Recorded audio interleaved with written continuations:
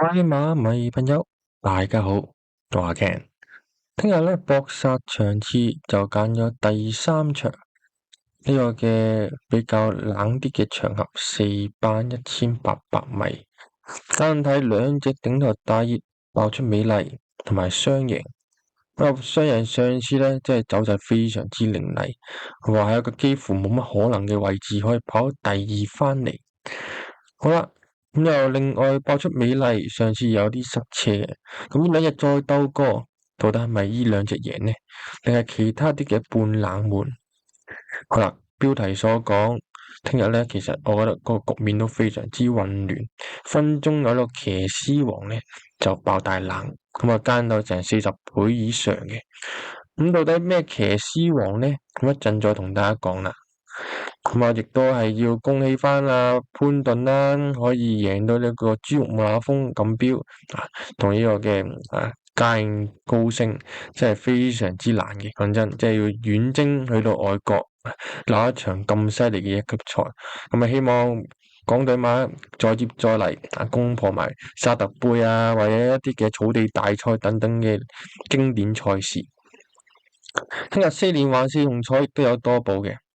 4重彩亦都係啦，應該就喺尾關噶啦，因為好多嘅一集喺後邊先俾啲多寶嚟，可能等你咧，即係可能去到最後啊，買多啲落去。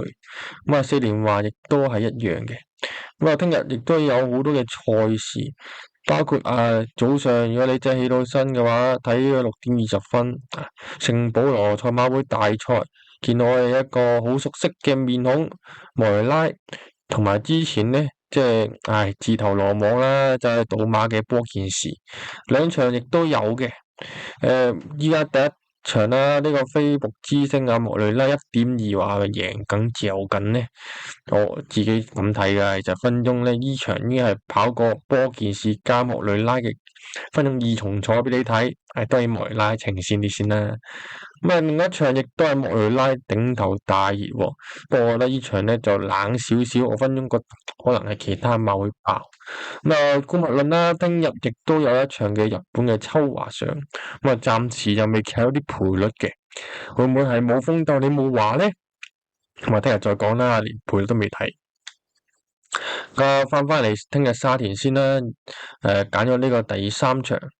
因為都係，即係頭1、2場亦都係好難揀嘅，咁我覺得第三場會比較顯著少少，所以我揀呢一場先。咁亦都俾4貼士大家，兩熱同埋兩隻嘅半冷門。好啦，我第一隻熱門我稱先係13號嘅雙贏。雙贏上次係一個極度冇可能嘅位置衝過第3翻嚟，即係嗰場我咧真係要俾大家睇一睇。雖然東方飛影第1爆出美麗第2，但係喺以雙贏嘅難度咧，簡直係即係9分以上。佢夾死喺依個位，即係準備大家睇到啲咩飛位嚟，根本就係包尾，仲係入邊一啲嘅搏蝕位，咁啊產生黑帽一隻啦。好啦，入到直路啦，大家都睇到啊，東方飛影嘅老馬俾阿潘頓省，真係掂喎。但係睇呢度雙贏先啦，喂，依度有夾，哇！依度已經俾人夾到完全都封晒呢啲咁嘅位，其實幾乎都冇乜可能。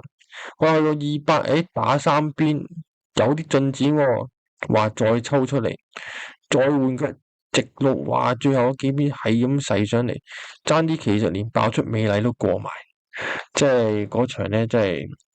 我覺得難度十足嘅，講真，亦都證明到呢隻馬咧開始開竅啦，因為好難會爆到啲咁犀利嘅後勁出嚟。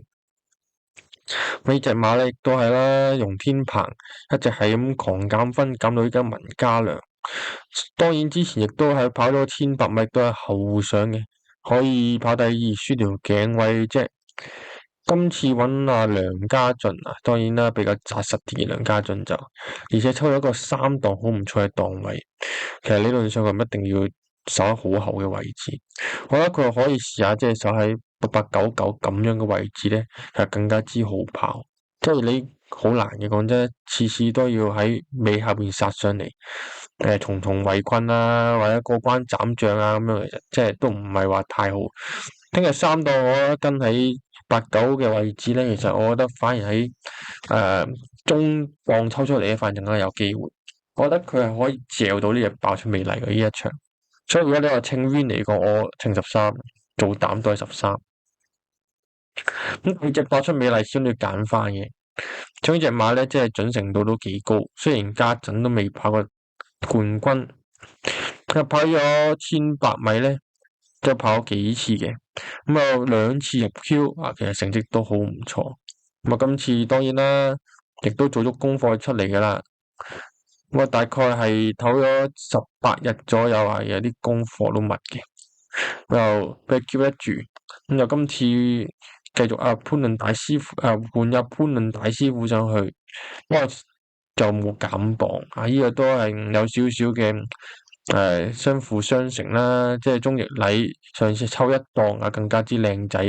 今次5檔啊，中檔啊都 OK 嘅，但又冇減磅啊，換下大師傅潘頓。咁又潘頓喺澳洲趕翻嚟騎，啊其實可能都有啲體力上嘅消耗，所以我覺得爆出美麗呢隻馬比較難贏。其實佢上次咧即係都砌盡噶啦，都鍾易禮除咗一開始有啲漏閘隻馬之外咧，其實都冇乜大特別。咁我其實都騎盡晒2次1檔，都最叻得第2。所以我俾我感覺上呢隻馬都係 pace 機率較多，所以我諗佢就算啦。好，去到半冷唔係半熱唔揀嘅默默送，默默送上次其實亦都走勢都好唔錯啊，希威森去騎，其實都幾有耐性噶啦，希威森入邊等位，雖然嗰個位咧就屬於係一啲即係都冇乜機會嘅位，不過翻到嚟都見到隻馬咧係飽尾去衝一段，衝到翻嚟，其實輸一啲準輝煌都係成個幾馬位，都追咗唔少。當然啦，希威森就冇騎嘅，就竟然就俾阿董明朗，咁又關鍵在於騎師啦。希威森就咧騎精算特殊，董明朗騎默默送，我發現因為個騎師嗰隻我先唔揀，即係董明朗至今真係冇表現俾大家睇，可能真係簽多幾個月，然後都應該都走，因為都冇乜。個人嘅功力真係唔夠嘅，董明朗就係除咗泥地好少少之外咧，其實即係焗草啊、沙田啊，佢都真係冇乜成績可言。感覺上默送咧，我覺得要下次換騎師先有機會。咁啊，今次先飛啦。另外又去到半冷門啦，先揀第一隻咧，我又想試下幸運同行。幸運同行亦都跑得唔錯嘅，上一次可以俾即係嗰個9位圖大家睇。上次亦都係跑呢個沙田1800，不過9檔啦，喺度嗱，其實即係個發揮其實都算係幾唔錯。好啦，幸運同行其實喺沿途都係內欄嗰度嘅，不過拉出嚟，冇計啦，始終呢個位真係衝唔行嘅。但去到最後直路咧，其實隻馬再攞翻個平衡咧，再衝咧，發現原來都係輸過半馬位喎，輸畀東方飛盈。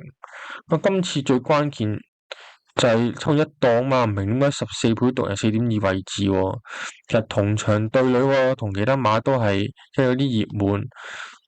咁冇理由佢成即係10幾倍，其他嗰啲雙贏啊，爆出美麗3倍咁樣，咁計翻條數，好似即係確實嗰兩隻熱門又真係熱得滯喎，香港同人過半馬位啫喎，所以幸運同行咧，其實今次嗌到嗱一檔點解會咁冷啊？真係咁啊！呢啲真係直播咯，我覺得就咁啊，只要佢聽日。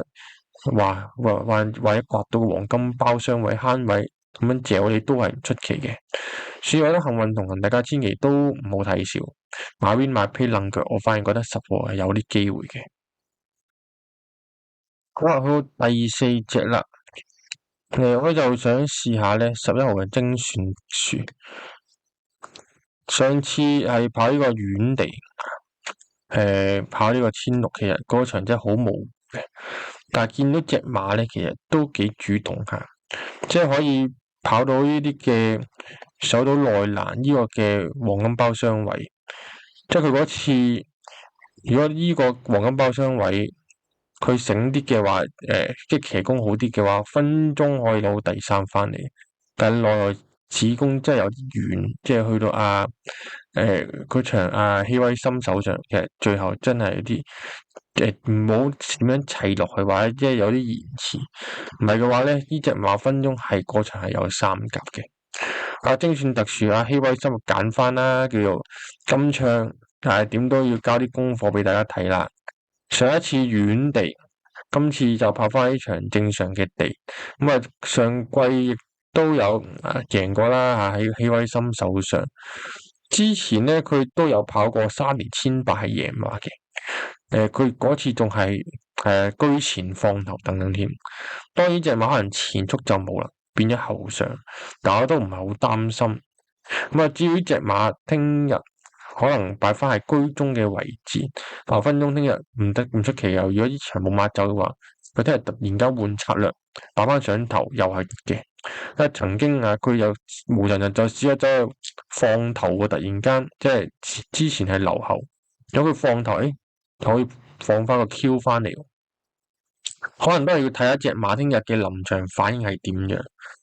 不過我覺得呢隻馬咧係有質素在手嘅，所以我覺得呢隻馬大家都係要稱翻住，咁大家可以試下買披啊，楞腳都得。咁其他嘅半冷都冇揀到，一支箭又真係沉得緊要。喺呢個3班啦，跑咗2場，完全影都冇嘅，唔明點解一仲有啲半冷嘅飛數。理論上佢應該係更加之難，因為隻馬完全係未有作戰狀態。成場黃寶嚟喺後邊都完全喺度試閘咁樣，隻馬係立嘅。今次頂磅加外檔如果咁樣爆出嚟，真係冇嘢好講。另外6號嘅年年有福都唔揀住啦。今季都交代咗啦，第一場已經係贏俾你睇啦。上一次係衝咗少少，你話要繼續再 keep 住嗰個勢嚟講咧，我感覺都係難啲。始終呢啲馬咧，即係都有翻咁上下年紀啦，都7歲，好難話叫佢話連續係咁得幾仗，谷傷隻馬更加之慘。所以我覺得俾佢放一放又再夠谷咯去到季尾咁嘅時候，所以今場都唔揀住啦。另外妙算奇勝都冇揀到，上次又跑呢個遠地嘅，亦都係9月21號嗰場，表現就一般啦，因為遠地其實都睇唔到啲乜嘢。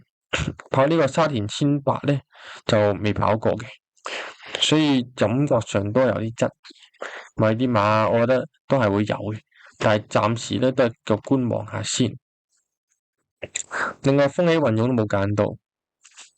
上次係執個靚位嘅，因為佢沿途都喺入邊，即係喺個黃金包廂。翻到嚟慳晒位，最後得個第4，其實都係發揮得一絕噶啦。咁奈何隻馬確實只有咁嘅班底。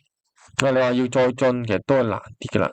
今場又要對住翻一啲咩雙贏或者爆出美麗等等嘅馬，都係感覺上難度在手。我覺得呢隻馬可能要再降班去到5班，真真正正有發揮空間啦。今次我暫時咧都想試下放咗佢先，我第日再諗啦。咁聽日嘅 tips 重複一次啦，就揾13號雙人做膽，拖翻3號嘅爆出美麗，呢個嘅做嘅幸運同行，同埋11號嘅精選特殊。買單 win 咧就可以試下10同13，買 pace 試下10同11，買2重再複膽咧就33拖另外3隻，單啲4連環4重彩全部都13做膽拖另外3隻。當你初心搏殺咗頻道嘅朋友咧，佢咁訂閱我哋嘅頻道。如果對呢場有乜話意見，喺下邊留言可以同大家交流下。佢或者搭隻個馬迷支持有本基礎投注攻略，大家睇睇。就係隨朋友亦都喺影片描述欄嘅鏈接咧，免費下載嘅。簡易攻略係上緊試研究線上課程，有哋行上嘅正公式點樣推導出嚟，同埋 3D 學嘅數據。簡易制式就係一啲喺好多嘅 3D 數據，即係咁多年啦，統計咗都10年，提煉出嚟一條嘅制式，令到你買馬更加之方便。咁又喺呢個變化彩池或者固定彩池都可以用到嘅。又有興趣嘅朋友都可以影邊描述欄嘅連結咧嚟報名參加。好啦，事不宜遲，啦，講睇下騎師王練馬師王。騎師王廖康炳就大4.25嘅。咁當然啦，祝願話對住今次真係遨遊氣泡，祝願定係遨遊氣泡咧，我感覺上遨遊氣泡未必上攻呢一場，不過亦都有機會會贏，因為始終隻馬真係太有霸氣。祝願係真係好威嘅，但係遨遊氣泡諗住跑香港杯，我估都要睇埋一場。假設遨遊氣泡如果嚼到祝願嘅話，分鐘我覺得佢轉翻跑1里更加之好啦，使乜同諾曼勇士去困啫，冇乜意義，我覺得咁樣。咁呢一場睇咗先啦，暫時就。咁我聽日想揀嘅練馬師王咧，反而我想試下無畏傑。雖然聽日一大堆嘅半冷馬，不過中間嘅天蓬貓啊，或者前面咩幸運福星啊、小魔怪啊、加州本事等等咧，其實亦都係有實力嘅。所以我覺得無畏傑，大家聽日呢手馬真係稱一稱係冇問題嘅，有機會會去。又分鐘係又係1-2 win，又能好多個 pace，咁就嚼噶啦呢啲，咁係混亂局面嘛。好啦，咁我去到騎師王啦。啱啱所講嘅騎師王咧，就係一個冷到爆嘅其他，咁啊40倍家陣係都係聽日潘頓1.4倍，雖然揸好多嘅靚馬，但係感覺上好多都係得 pace 低。咁啊，去次已經係周俊樂啦，但係周俊樂呢手馬咧又係即係似三甲多，去到呢個其他咧，其實有幾個都小心啲嘅，鍾易禮啦，我覺得。爆熱啊、格基拉啊、加州活力呢啲真係都要小心。艾杜拿聽日會唔會有啲半冷馬直情落飛，或者中間一啲嘅蔡明霄啊，可能前後已經嚼咯，即係有兩隻咁樣。所以聽日呢咁混亂局面咧，我真係想試下40倍嘅其他，咪搏一搏咯嚇。分鐘有肉食界啲馬都呢啲人嚟應該咁講。好啦，咁我聽日嘅貼士分享咁多啦，咁啊祝各位聽日贏多啲，咁啊記得啊，今日6點幾有馬跑啊，睇好新咪睇咯嚇。好啦，咁我哋下次再見，拜拜。